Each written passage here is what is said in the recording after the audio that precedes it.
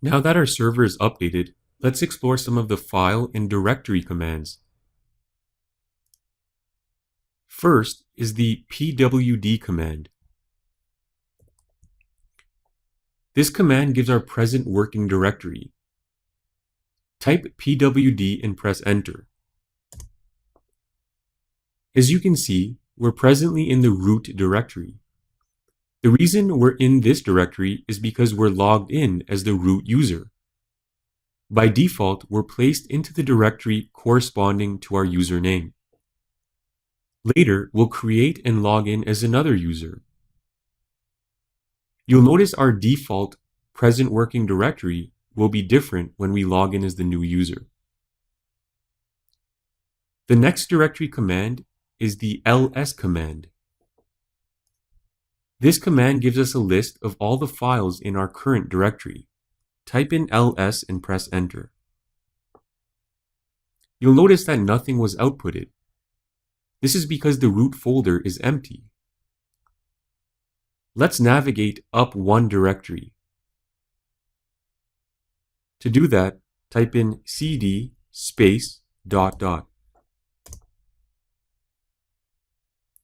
Now type the ls command again and see the output. We can now see several folders, including our root folder.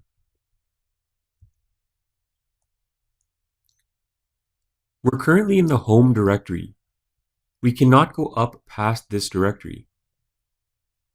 To navigate to a specific directory, type cd and then the name of the directory you want to navigate to. Let's go to the var directory. So I'll type cd space var and press enter. As you can see by the extension, we're in the var folder.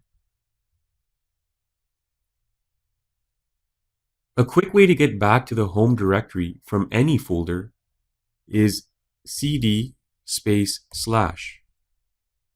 and press enter. We're now back in the home directory, and to confirm this, we can use the ls command again. You'll notice that our command console is filling up with command lines. To clear the console window, type reset and press enter. This clears the console, but it doesn't delete your previous commands. If you scroll up, you'll see that all your previous commands are still there. Those are the main commands we need to know for now. We'll explore others as we progress through these lessons.